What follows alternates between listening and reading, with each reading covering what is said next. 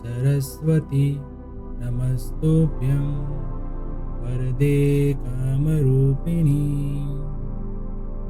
विद्यारम्भं करिष्यामि सिद्धिर्भवतु मे सदा।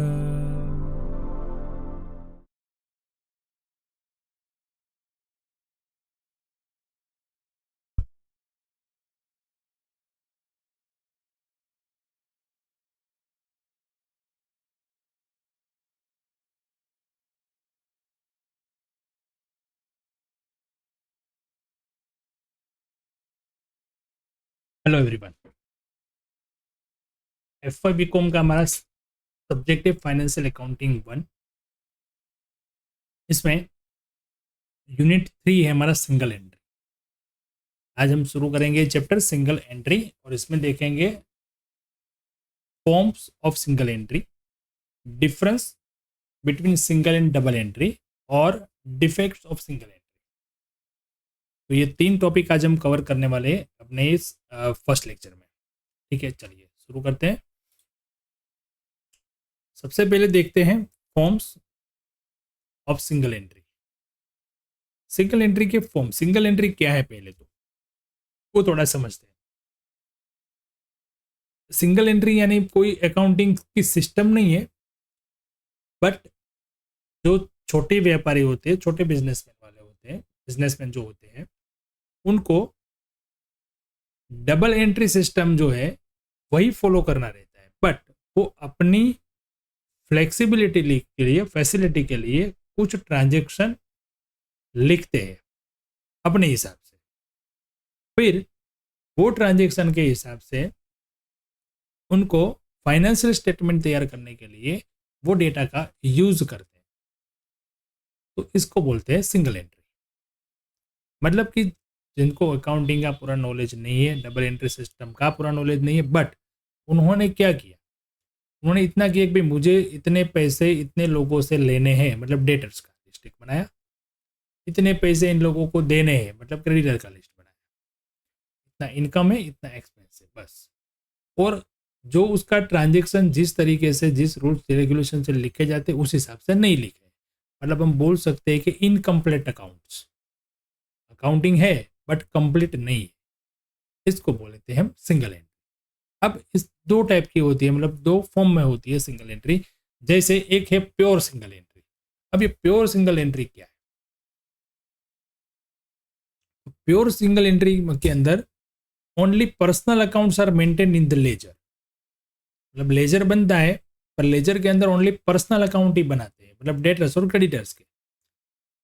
और accounts of asset, purchase, sales, income, expense are not kept.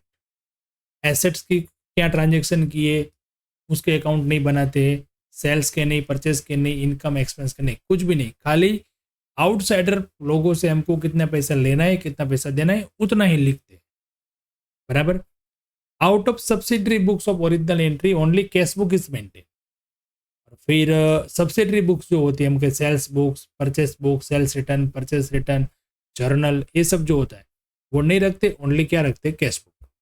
Cash book मतलब कि कितना कैश आया, कितना कैश गया, बस।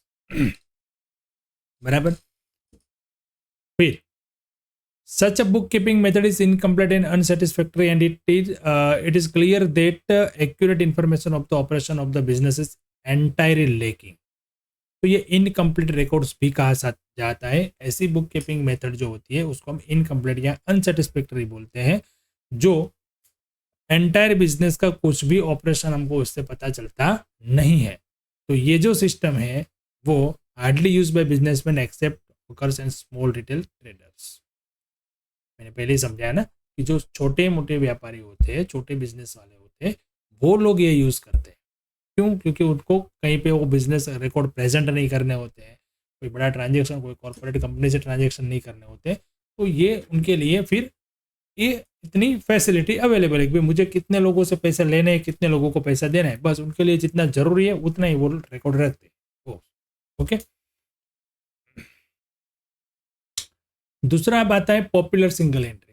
अब ये पॉपुलर सिंगल एंट्री फॉर्म क्या है?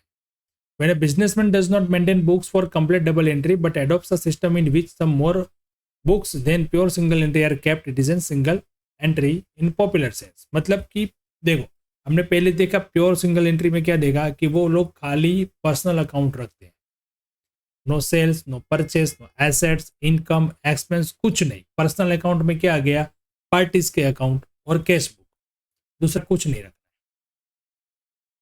अब पॉपुलर के अंदर क्या आ गया, तो उससे ज्यादा कुछ बुक्स वो मेंटेन करते हैं, कुछ ज्यादा लेजर रखते हैं, बराबर, तो उसको बोलते हैं, मतलब वो भी डबल एंट्री तो नहीं करते, डबल एंट्री अडोप्ट तो नहीं करते, बट वो लोग जो है वो सिंगल एंट्री यूज करते हैं, बट प्योर सिंगल एंट्री से कुछ अकाउंट्स, कुछ लेजर ज्यादा रखते हैं। Single entry in popular sense are quasi single entry are terms covering numerous system of bookkeeping which though differing one from the other in detail all are characteristic by one common features wise। मतलब popular single entry जो होती है उसको हम quasi single entry भी कह सकते हैं, पूरा सिंगल एंट्री नहीं कहते। सिंगल एंट्री मतलब इनकम्प्लीट रिकॉर्ड्स, पूरा है ही नहीं सब कुछ। और पॉपुलर सिंगल एंट्री को क्वासी सिंगल एंट्री इसलिए बोलते हैं कि वो सिंगल एंट्री के अंदर से थोड़ा बहुत ज्यादा है, ठीक है। Lack of completeness of double entry wherever a system is in force which goes beyond the keeping of personal account yet falls short of a complete system of double entry, it may be designed quasi single entry। Ordinarily a businessman may keep most of the subsidiary books like sale book, purchase book, etc. along with cash book under this system, but so far as the ledger is concerned he keeps only the personal account।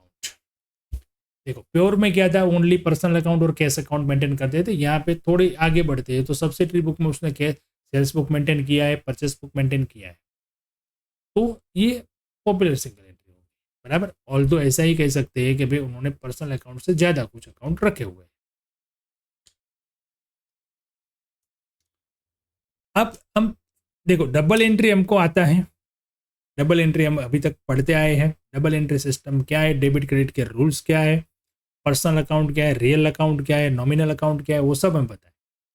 तो अभी single entry कुछ नई चीज आ गई है, तो पहले तो हम उसको हमारी जो हमको आता है डबल एंट्री उसके साथ कंपेयर करके उसको समझते हैं कि भाई क्या है, तो हमें उसको सीखने में आसानी रहेगी। जैसे सबसे पहले effect of transaction, double entry में हमें पता है every transaction has minimum 2 effect, 2 से ज्यादा हो सकते हैं, 2 से कम नहीं, बट सिंगल एंट्री में क्या होता है, नो 2 इफेक्ट्स, ओनली 1 इफेक्ट। क्यों, क्योंकि उन्होंने परचेस लिखा नहीं पर वो लिख दिया कि उनको मुझे इतना पैसा देना है, सेल्स लिखा नहीं, सेल्स बुक बनाया नहीं पर इतना लिख दिया कि मुझे उनसे इतने पैसे लेने, कैश अकाउंट बनाया पर पार्टीज के अकाउंट नहीं बनाए, सेल्स के अकाउंट नहीं बनाए, लेजर नहीं बनाए, तो वो सिंगल एंट्री हो गई। लेजर अकाउंट्स देखिए तो लेजर अकाउंट्स में all accounts are open in the ledger, ledger की जो बुक होती है उसमें सारे अकाउंट ओपन करते हैं, और यहाँ पे only personal account are open in the ledger। Trial balance, as all accounts have been prepared in the ledger, it is possible to prepare the trial balance and arithmetical errors can be detected। yes, double entry में ये वही के लिए तो trial balance होता है कि भाई हम कुछ गलतियां है तो उसमें सुधार सके या मालूम कर सके। यहाँ पे तो ऐसा कुछ होता ही नहीं है। It is not possible to prepare a trial balance because all accounts are not prepared in the ledger as arithmetical errors can not be detected. Double entry में हमारी सिस्टम में सबसे पहले हम ट्रांजेक्शन को देखते हैं, ट्रांजेक्शन में से 2 अकाउंट या 2 से ज़्यादा अकाउंट जितने भी है उसको हम देखते हैं, फिर उसको हम डेबिट क्रेडिट का रूल अप्लाई करते हैं, फिर उसकी जर्नल एंट्री होती है, जर्नल एंट्री के बाद उसका लेजर बनता है, लेजर के बाद उसका ट्रायल बैलेंस बनता है, उसके बाद फाइनल अकाउंट। सिंगल एंट्री में ऐसा कुछ होता नहीं है, सिंगल एंट्री में तो लेजर ही नहीं बनते, एंट्री भी डबल एंट्री डिफॉल्ट इफेक्ट नहीं होती है, तो ट्रायल बैलेंस बनाना मुश्किल है। Final account, yes, it is possible to prepare systematically profit and loss account and balance sheet in the double entry, but profit and loss account cannot be prepared systematically, but profit is ascertained by crude method of comparing capitals। similarly exact balance sheet cannot be prepared। Single entry में हम profit खाली decide कर सकते हैं comparative as on capital balance, capital में जितना increase या decrease हुआ उसको हम प्रॉफिट मान के ऐसे प्रॉफिट असरटेन कर सकते हैं, बट बैलेंस शीट नहीं बना सकते क्योंकि पूरी डिटेल है ही नहीं, पूरे लेजर ही नहीं है, ओनली पर्सनल अकाउंट ही है। तो यहाँ पे वो नहीं कर सकते। Errors and frauds double entry में हम कर सकते हैं और स्कोप भी बहुत कम है फ्रॉड्स होने का या एरर्स होने का, पर यहाँ पे बहुत ही एरर्स और फ्रॉड हो सकते हैं और हम फाइंड भी नहीं कर सकते क्योंकि ट्रायल बैलेंस ही नहीं बनता यहाँ पे। कौन मेंटेन करता है? तो large and medium business houses maintain accounts on double entry, only very small business keep accounts under this method. Information for decision making, yes double entry में हमको और पूरी डिसीजन मिल सकती है, साइंटिफिक एंड परफेक्ट सिस्टम है, तो उस पर अगर डिसीजन लेके हम काम करेंगे तो वो एकदम सही होगा और जितनी भी डिसीजन की मेथड हमारी है वो एकदम परफेक्ट होगी, डिसीजन भी हमारा जो भी है वो परफेक्ट रहेगा। Sufficient information is not available for decision making as it is not a scientific system। ये तो साइंटिफिक सिस्टम है ही नहीं, तो यहाँ पे जो भी हम डिसीजन लेंगे तो भी कंफ्यूजन, ये डिसीजन राइट होगा या रॉन्ग। ठीक है, तो सिंगल एंट्री के जो भी डेटा हमारे पास है उससे हम कोई डिसीजन भी ठीक तरीके से नहीं ले सकते, मतलब काम नहीं आती डिसीजन मेकिंग में। Controlled based in rules, by means of account it is possible to keep control over various activities of the business as it is written according to certain rules and principle। Double entry जो है rules और principal के हिसाब से काम करती है, scientific systematic method है, तो इसमें कंट्रोल एक्टिविटीज पे कंट्रोल करना पॉसिबल है। कोई एक्सपेंस ज़्यादा हो रहा है, कोई ट्रांजेक्शन कम करना या ज़्यादा करना, कुछ भी, तो ये कंट्रोल अब कर सकते हैं। जब सिंगल एंट्री में देखें तो as account are incomplete, it is not possible to keep control over activities of business as no rules are observed in writing accounts। मतलब यहाँ पे इनकम्प्लीट रिकॉर्ड है तो कंट्रोल कैसे करें? हम किसी को भी कुछ भी नहीं बोल सकते, हमारे पास कुछ प्रूफ ही नहीं है। कोई एक्सपेंस ज़्यादा कर दिया, कोई एक्सपेंस कम कर दिया, कैसे पता चलेगा? कंपेरेटिव भी नहीं है, तो यहाँ पे कंट्रोल करना मुश्किल है। यानी कि इनकम्प्लीट अकाउंट जब करोगे तो उसका फायदा कुछ भी नहीं है। डबल एंट्री सिस्टम फॉलो करके अकाउंटिंग रिकॉर्ड पूरे रखेंगे तो ही हम प्रॉपर डिटेल्स उसमें इसका यूज कर सकेंगे। तो टैक्सेशन के पर्पज से देखा जाए तो टैक्सेशन के पर्पज से account maintain under this system यानी कि डबल एंट्री सिस्टम में करेंगे तो we are relied upon and approved by law या बाय एक्ट भी डबल एंट्री सिस्टम से किए गए accounting records, accounting statement, accounting जो भी रिपोर्ट्स हमने बनाई है, प्रॉफिट एंड लॉस और बैलेंस शीट, वो अप्रूव्ड है, बराबर है। बट सिंगल एंट्री का जो है वो कोई अप्रूव्ड नहीं है, किस लीगल अथॉरिटी के भी वो अप्रूव्ड नहीं है, तो ये काम में आता नहीं है, बराबर है। टैक्सेशन के पर्पज से कितना टैक्स पे करना है कुछ उसमें पता चलता नहीं। लोन पर्पज, यस, अब हम कोई लोन लेना है कोई बैंक से, तो ये जो बिजनेस ट्रांजेक्शन है हमने जो रिकॉर्ड किए हैं बाय डबल एंट्री सिस्टम से जो भी किए हैं, तो वो लोन ग्रांटिंग के लिए, अप्रूवल के लिए अप्रूव्ड है तो माना जाएगा और इसके बेसिस पे हमको लोन मिल सकती है। बट सिंगल एंट्री सिस्टम के अंदर जो भी इंफॉर्मेशन है वो सफिशिएंट नहीं है, तो उस पर लोन ग्रांट नहीं होती। ठीक है, तो ये डबल एंट्री और सिंगल एंट्री का हमें डिफरेंस है। तो हमें पता चला कि डबल एंट्री सिस्टम से क्या क्या मतलब उसमें लूपहोल्स हैं, सॉरी सिंगल एंट्री में, और डबल एंट्री के कितने बेनिफिट्स हैं। अब इस चैप्टर में हमें जो कैलकुलेशन करनी आएगी, तो सिंगल एंट्री के जो भी ट्रांजेक्शन है, कुछ भी डिटेल है, उसको हमें डबल एंट्री में कैसे कन्वर्ट करना है वो आएगा प्रैक्टिकल क्वेश्चन। ठीक है, तो क्या क्या डिफेक्ट्स रह जाती है सिंगल एंट्री में, हम देखते हैं। Defects of single entry does not record both the aspect of all business transaction and such it suffers from the following defects. वो बोथ एस्पेक्ट मतलब सिक्के के दो पहलू वो नहीं देखते। हम डबल एंट्री में देखते हैं कि कोई भी एक इफेक्ट डेबिट हुई तो दूसरी क्रेडिट हुई, क्रॉस कर सकते हैं, ट्रायल बैलेंस बना के एरर फाउंड कर सकते हैं। बट सिंगल एंट्री में ये सब चीज़ें नहीं होती है। तो कितने डिफेक्ट्स हो जाती है, तो सबसे पहले डिफेक्ट यहाँ पे है it is not possible to get accurate information about trading operation because of incomplete records of transaction. Trading operation मतलब जो भी हमारा ट्रेडिंग ऑपरेशन यानी कि सेल परचेस का जो रूटीन काम है वो हमें यहाँ पे कहीं पे ट्रैक नहीं होता है। ठीक है, accurate information about asset and liabilities of business is not available. Business के एसेट्स कितनी है, बिजनेस की लायबिलिटीज कितनी है, उसकी एक्यूरेट कोई भी इंफॉर्मेशन नहीं मिलती। Only estimated values are shown in statement of affairs. इसके लिए हम बैलेंस शीट बनाने के लिए उसके पहले ओपनिंग जो बैलेंसेस होते हैं उसको लेके एक स्टेटमेंट ऑफ अफेयर्स बनाते हैं। तो ये जो स्टेटमेंट ऑफ अफेयर्स होता है ना वो भी एस्टिमेटेड होता है क्योंकि पूरी डिटेल नहीं है हमारे पास। तो उसको हम जब डबल एंट्री में कन्वर्ट करेंगे तो वैसे हम बैलेंस शीट बनाएंगे, जितनी अवेलेबल इन्फॉर्मेशन है उसको लिखेंगे, जो डिफरेंस आता है उसको कैपिटल मान लेंगे। तो मान लेंगे मतलब एस्टिमेट किया, तो ये परफेक्ट नहीं है।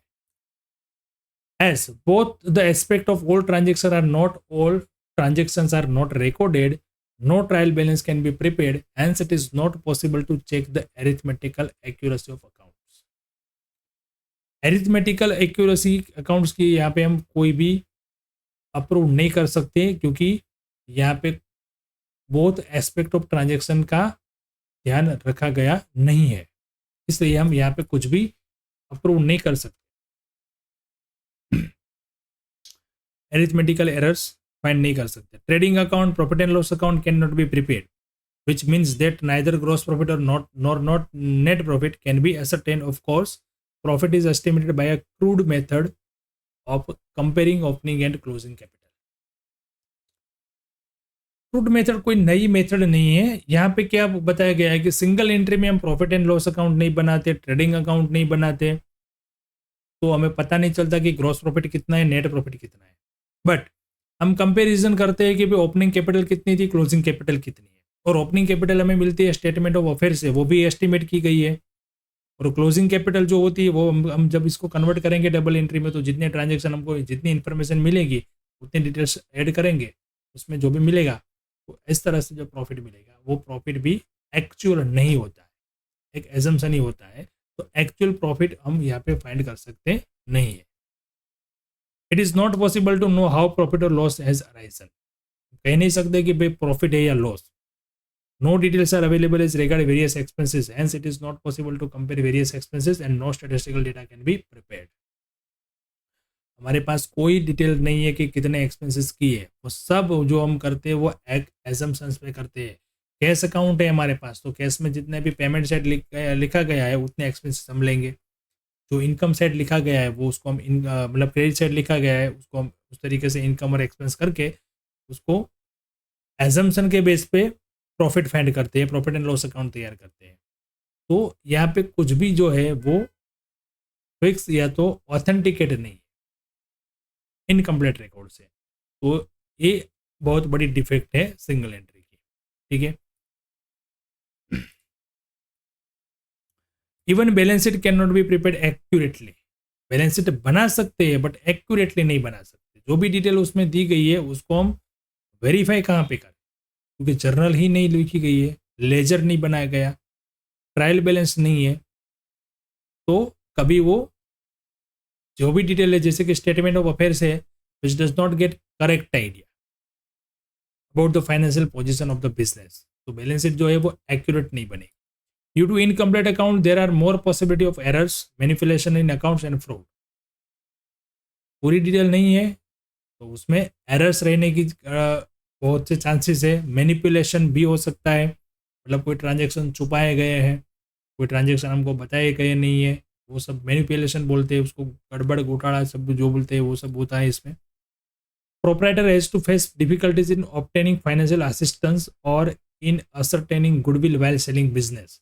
अब जब इसको बिजनेस सेल करना है तब वो बिजनेस की वैल्यू, रेपुटेशन जिसको बोलते हैं हम गुडविल, वो कैसे मिलेगी जब अकाउंटिंग रिकॉर्ड ही नहीं है। तो उस टाइम पे उसकी वैल्यू कितनी करनी, ये क्वेश्चन बन जाता है। अगर रिकॉर्डिंग पूरा है हमारे पास, पूरा डबल एंट्री सिस्टम से पूरी बैलेंस शीट है, तो परफेक्ट उसकी हम वैल्यू कैलकुलेट कर सकते हैं। The system is unscientific because it is not based on definite rules. उसमें कुछ रूल्स नहीं है, आपको जितना समझ में आया जितनी मर्जी उतना लिखो, बाकी नहीं लिखो। तो ये साइंटिफिक नहीं है। As all transaction are not recorded and two fold effect it prove to be unscientific. तो ये साइंटिफिक नहीं है, ये अनसाइंटिफिक वो प्रूव होता है। ठीक है, तो ये सारी डिफेक्ट्स जो है सिंगल एंट्री की, वो हमें दूर करके सिंगल एंट्री की जितनी भी इंफॉर्मेशन मिलती है उससे हमको डबल एंट्री में उसके रिकॉर्ड को कन्वर्ट करना है। उस टाइप के प्रैक्टिकल क्वेश्चन हम इस चैप्टर में आगे करने वाले हैं। ठीक है, तो आज के लेक्चर में हमने देखा सिंगल एंट्री क्या होता है, उसको डबल एंट्री के साथ कंपेयर करके हमने देखा कि डबल एंट्री और सिंगल एंट्री किस तरीके से अलग होती है। तो हमें एक आइडिया मिला कि भाई सिंगल एंट्री में क्या क्या होगा। अब उसके प्रैक्टिकल क्वेश्चन पे हम नेक्स्ट लेक्चर पे जाएंगे। ठीक है, चलिए मिलते हैं नेक्स्ट लेक्चर में। Thank you and have a great day.